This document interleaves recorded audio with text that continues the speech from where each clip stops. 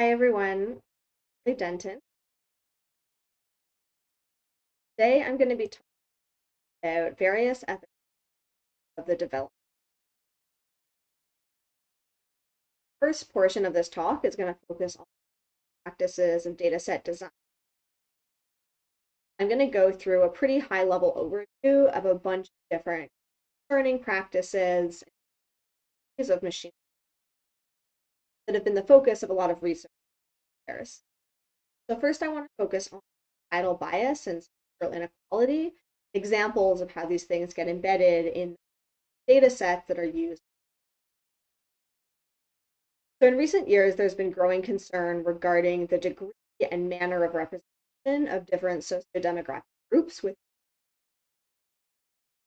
a really canonical example of this is facial data sets that have been significantly underrepresented darker skinned subjects, which in turn has led to significant disparities in accuracy rates of facial analysis systems for individuals with different work of Will Gabriel titled Gender Shades, a seminal audit of a variety of facial analysis. First works to bring this issue. There's also been a lot of work demonstrating significant underrepresentation within a range of image classification data sets. So for example, here I've shown ImageNet and OpenImages. Both of them skew very heavily to US sourced images, and beyond that, this, of course, has also led to object recognition systems failing to recognize, for example, common items from. So, in an audit of a range of image classification systems, titled as object recognition, these authors found that a bottle of soap from the UK was easily recognized by the assistant as a bar of soap from all was stereotype aligned correlations have also been identified in revision natural language data sets. Given a couple of examples here, but there's really growing awareness of a range of domains. For example, word co-occurrences and natural language data sets, social biases, stereotypes relating to race, gender, disability, and more, correlations between gender and activities depicted in revision data sets have been shown to reflect so the image class that I show on the right here shows that a range of verbs are extremely biased in either the.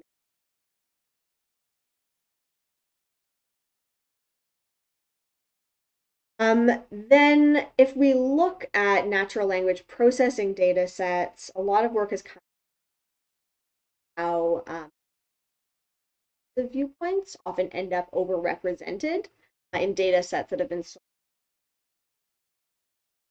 So Bender and Gabriel discuss this work titled The Danger of Spirits.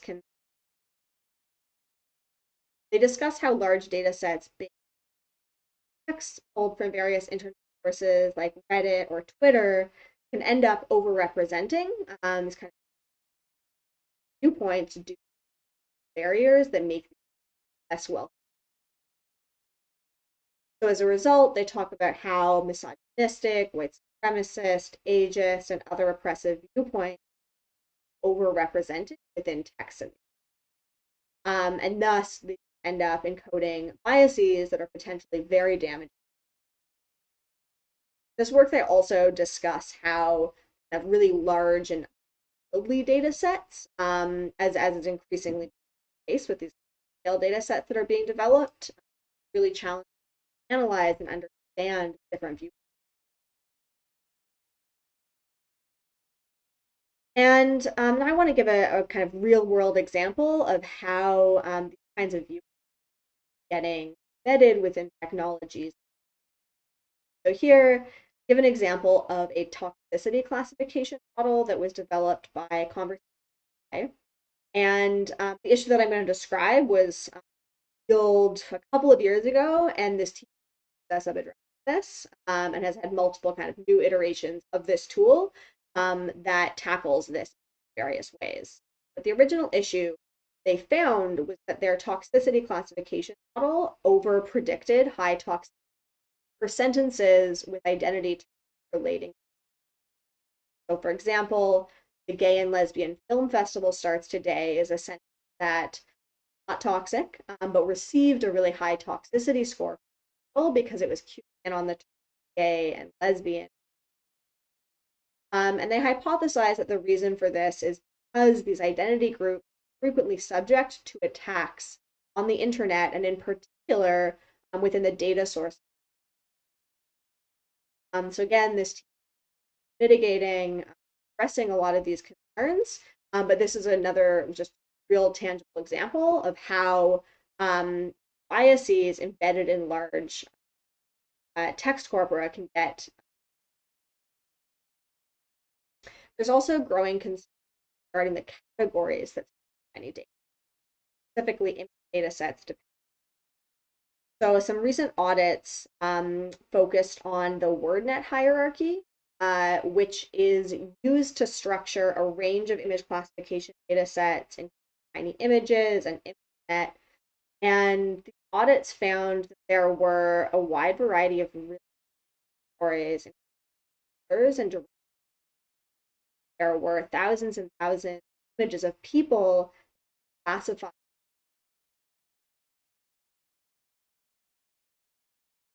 Another concern with data sets is actually the way in which they legitimize certain goals.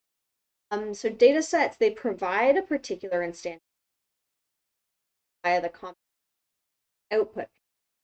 And the key thing I want to get across here is that sometimes the concerns are not localized just inclusion of data instances representing certain demographic groups or the inclusion or exclusion of particular labels, but rather concerns can isolate tasks.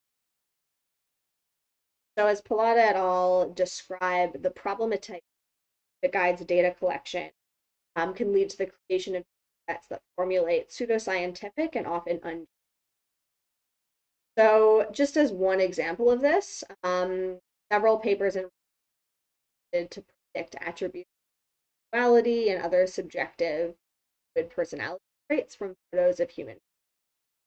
And these works and the development of these data sets sort of presuppose that these predictions are possible and worthwhile to make. But in reality, these data sets often in a sort of meaningless shortcut or reliance on stereotypical cues and other sorts of spurious cues.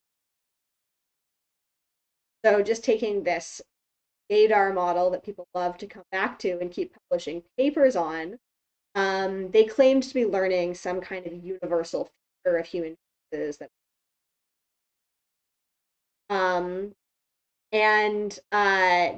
this is sort of dangerous and horrifying sort of scientific essentialism of traits, and it harkens back to lots of historical instances of trying to predict essential characteristics of humans from various characteristics, which in turn to violence against. So in an audit of one of these models, the authors found that the model was actually just picking grooming choices and camera angles and things like this. And so this really highlighted the ways in which the bill was, just picking on these kind of stereotypical choices and choices around self-expression. They're by no means. Another blog post I want to point folks to is titled Physiology Flows, and this kind of draws out these connections that I've been sort of hinting at between these kinds of models that predict these fluid and subjective and personal personality traits to these histories of physiology, have roots in scientific or pseudoscientific. So problematic task formulations aren't only localized to computer vision. Here to Emily Bender, who has discussed certain tasks, such as the prediction of ability and other personality traits from text. I just point to a blog that describes this. Okay, so the next thing I want to work on or discuss is the collection, annotation, documentation of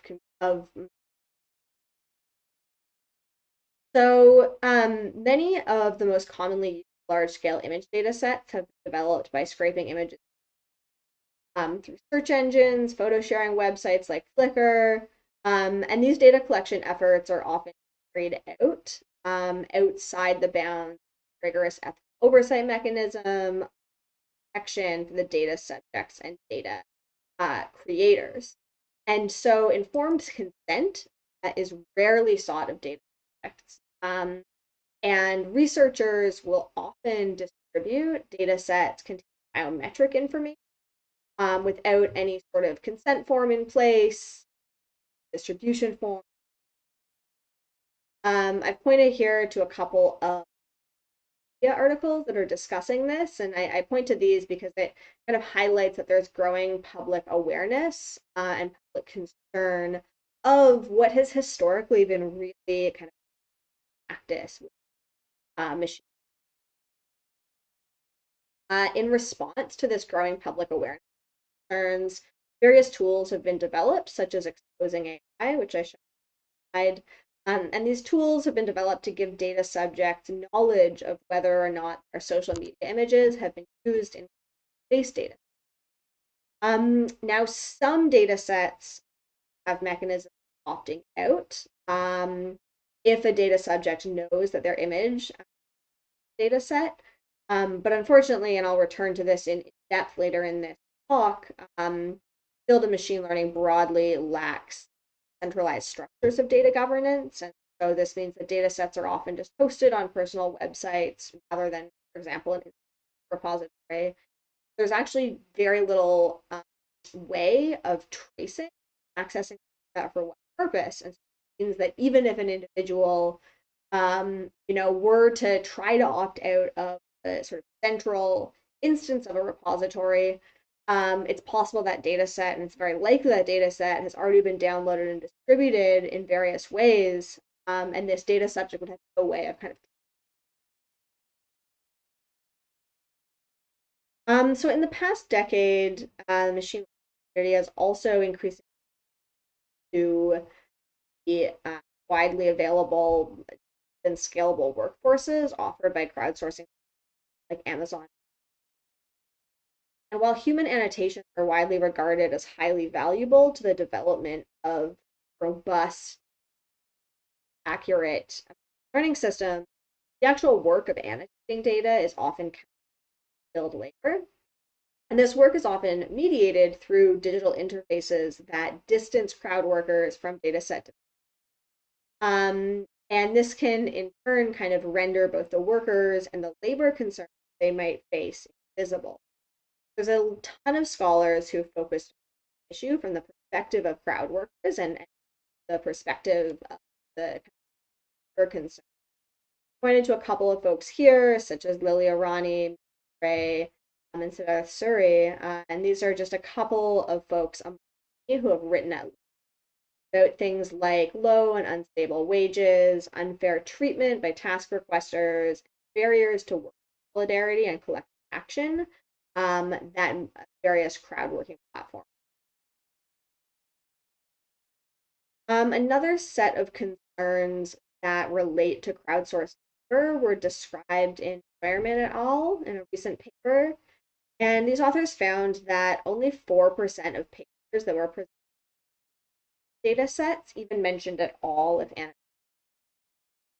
Of course, this doesn't really say anything about how many were compensated. It's possible that many more than 4% of the papers were compensated, or sorry, many more than 4% of the papers but it does highlight that this aspect of data set development is rarely kind of given a space in papers that are describing these not relevant assumptions.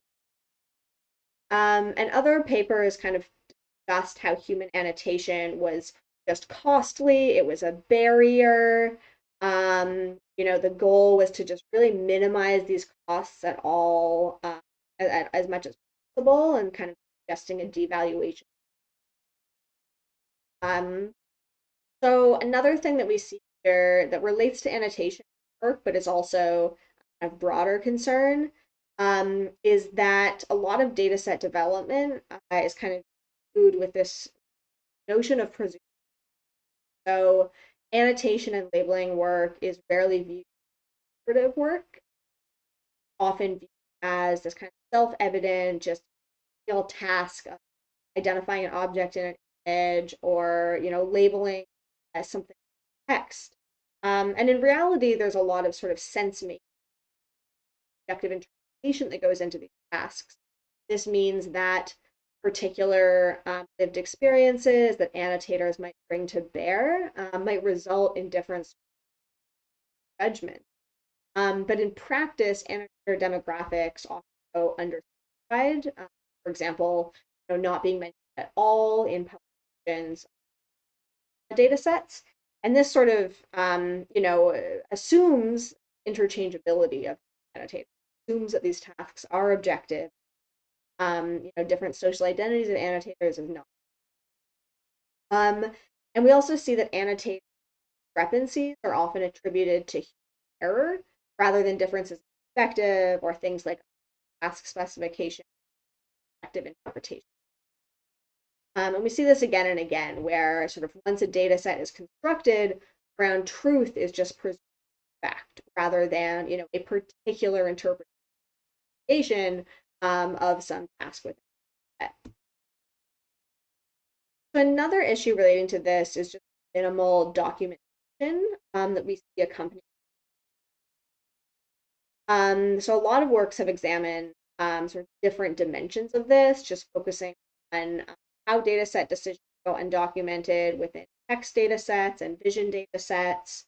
Many folks have called for standardized methods of data set documentation, which I'll bit more thoroughly later in this talk. But these sort of calls are really grounded in the lack of standardized methods of documentation that exist. Categories within data sets, even highly political categories like race and gender, often presented as indistinguishable and natural.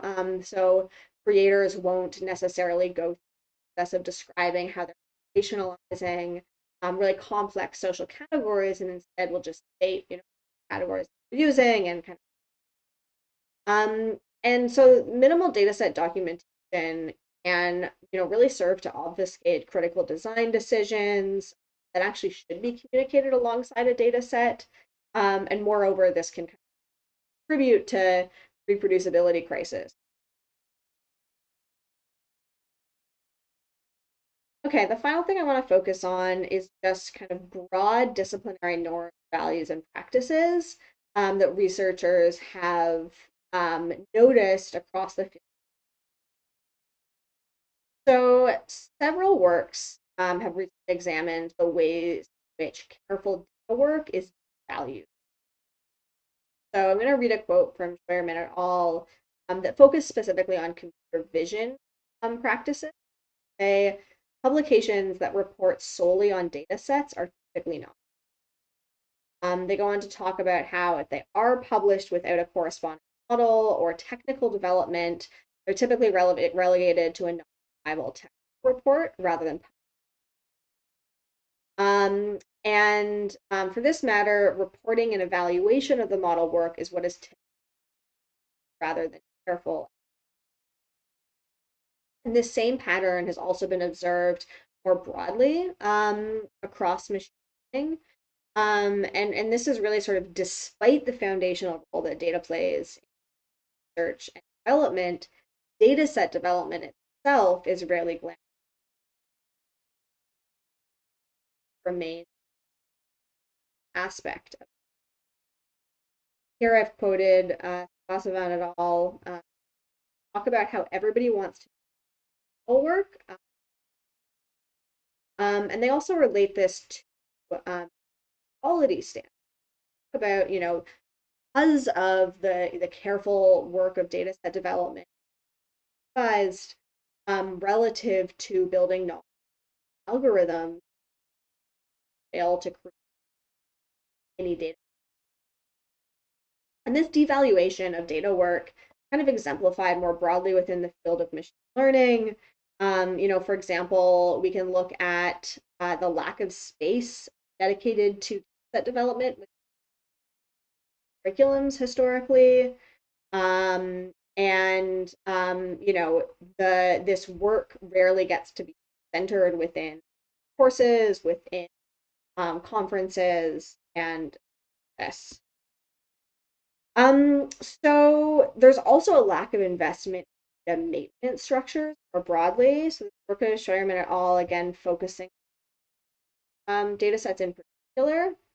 But they note that careful and rigorous data set maintenance is highly undervalued within that community. Doing a broad survey of a range of data sets, they found that only one of 114 data sets were hosted in an inventory, nearly 90% of data.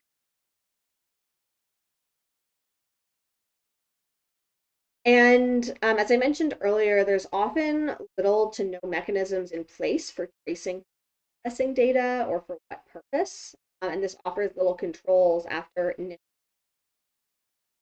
So instead of having kind of rigorous processes of hosting data and tracing where data goes, we often just see data sets being personal websites and then disclaimers attached to these. Just given a couple of examples of disclaimers that I pulled from various websites saying things like, this data set's no longer available due to copyright issues. If you've already downloaded it, please note that using it or distributing it is illegal. So because there's no way of really tracing who's used it and kind of pulling data back after it's been downloaded, the dataset creators are left with just this disclaimer website. Similarly, lots of disclaimers will just say things like, we take no guarantee or responsibilities whatsoever, use at your own risk, these might have copyright issues, who knows, right? This is really sort of signaling the ways in which data sets are often not fair.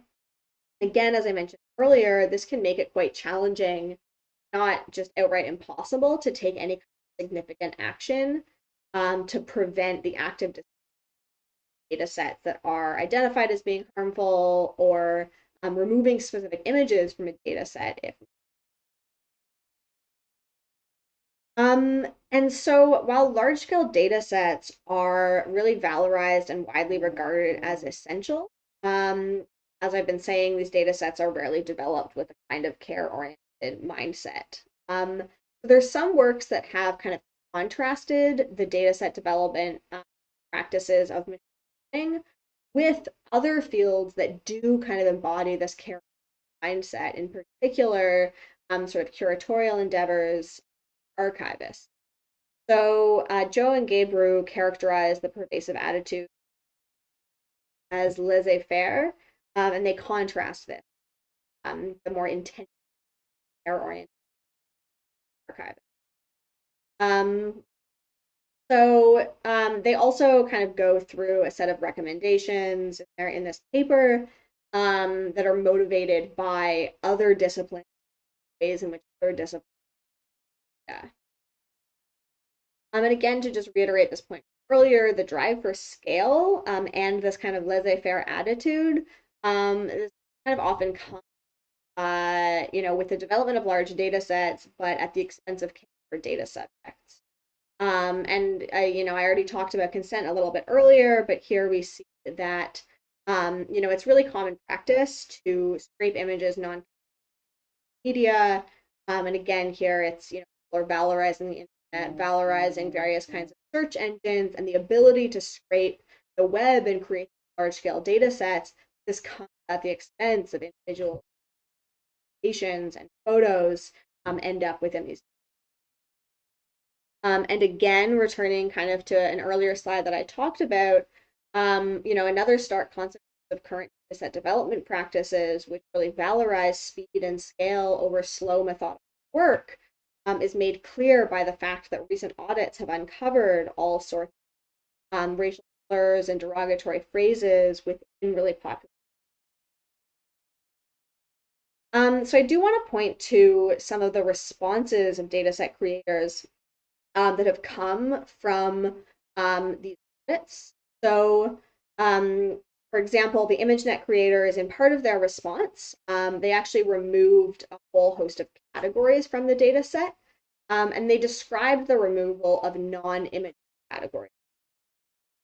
And so I sort of want to set aside a bigger conversation about, who gets to decide what is individual category and not, and the kind of ontological complexities there. But this really sort of begs the question of how hundreds of non-categories ended up in the data set to begin with. And again, this kind of points to the data set development practices that have been commonplace within computer vision and machine learning, where the goal is just to kind of create these massive large-scale data sets as fast as possible and as cheaply as possible. And as a result, we end up with the properties of the data sets really. Okay, so in the remaining minutes, I want to go through a host of recommendations and different ways of thinking about data sets. And these are going to be kind of oriented at a couple of different levels. Some things are going to be actions that data sets take. Other ones are going to point broader community change, not isolated to an individual, but really the whole community behind. So several recent papers, as I sort of mentioned a little bit already, have called for the professionalization of data work. These works examine the various work practices and codes of ethics and procedures of other communities that work with data, including things like galleries, libraries, archives, museums, other cultural heritage institutions. And these papers put forward a set of recommendations for practitioners. They're drawing upon the kind of rich frameworks these other areas have developed when as I mentioned briefly already, there's several data set transparency frameworks that have come out in recent years. I've put some pointers to different frameworks here because each of the frameworks is slightly different and offers a slightly different lens. But the kind of broad sweeping objectives here are to provide standardized frameworks, dataset documentation, and for dataset creators to kind of create a process of reflecting on the development and distribution and then also document that, making that clear for other stakeholders. The goal is also to make explicit assumptions kind of clear, outline potential risks and harms and and for data set consumers, these kinds of artifacts provide really important to facilitate. Hutchinson et al. Have actually extended some of this work and proposed documentation artifacts at every stage of the development lifecycle. And so they're not just thinking about once a data set is developed, how does one document and share that with data set consumers, but rather what are the appropriate artifacts to have at every stage of development? And they're really thinking about this sort of service of the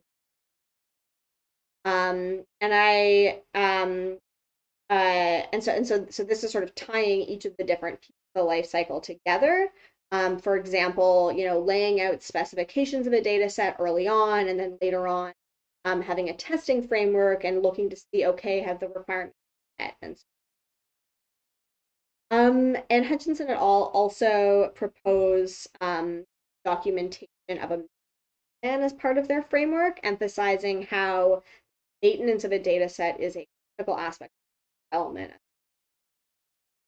And they state it really bluntly. They just say, if you can't afford to maintain a data set, maybe this is something that I think we the community recognizing, valuing, and we really need to be investing in data in infrastructure necessary to maintain upkeep of sets, track the use of data sets, really kind of provide safeguards for data subjects.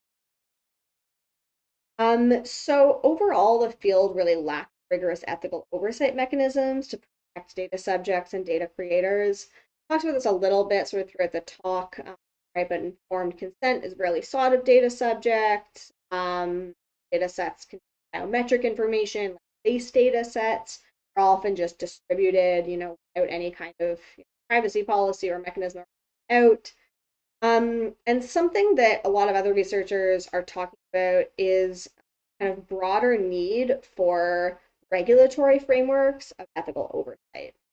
Existing frameworks like institute review boards don't actually capture a lot of machine data set development, as these frameworks exempt projects that involve publicly available data, which is data science.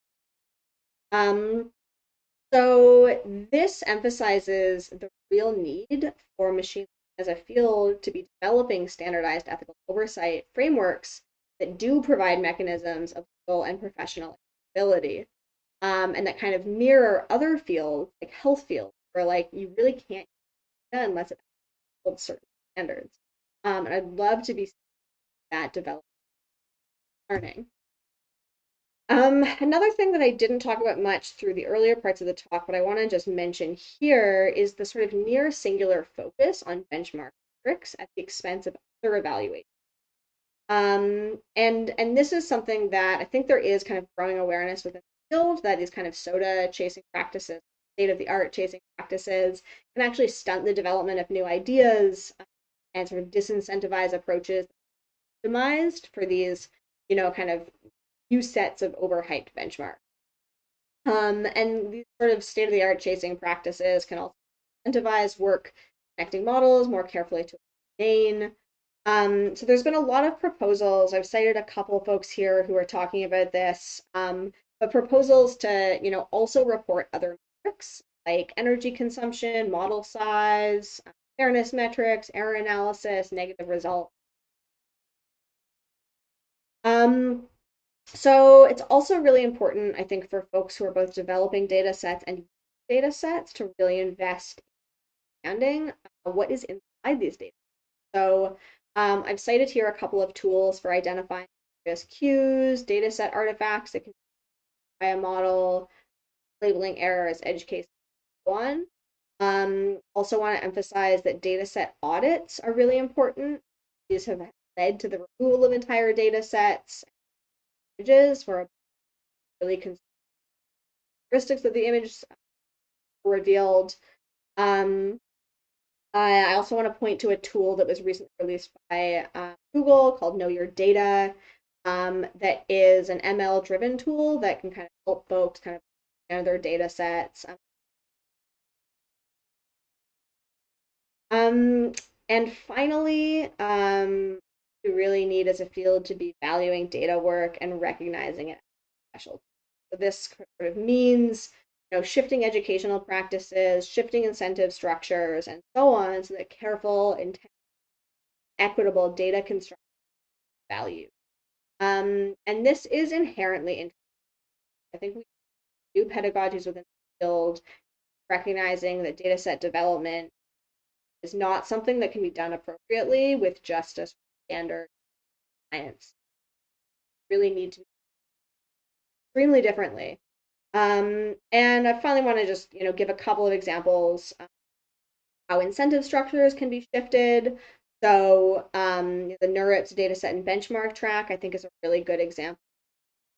Differences can play a role in shifting in data. This is a track that is specifically focusing on development of data sets, frameworks of data set development, audits of data sets, and more kind of critical socio-technical work that examines practices.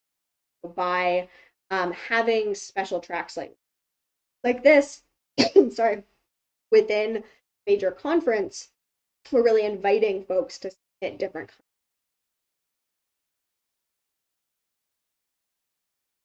Okay, so that's all I have. Just huge thanks to a broad range of collaborators that I've worked with.